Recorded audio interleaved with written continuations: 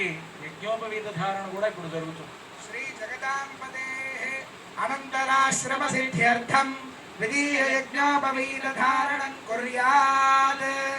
ధారణార్థం అర్ఘ్యవాద్యాచమనీయాని దత్వా శ్రీరామచంద్ర పరబ్రహ్మణే నమః ఇదమర్ఘ్యం సమర్పయామి, ఇదం వాద్యం సమర్పయామి, ఇదమాచమనీయం సమర్పయామి. ద్వితీయాశ్రమ సిద్ధి. ద్వితీయాశ్రమం అంటే బ్రహ్మచర్యం నుండి గృహస్థు అవుతున్నాడు రామచంద్రమూర్తి.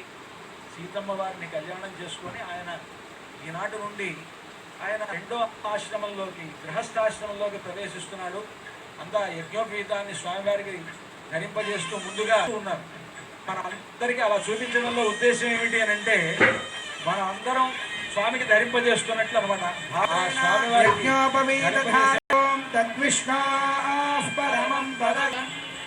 అలంకారా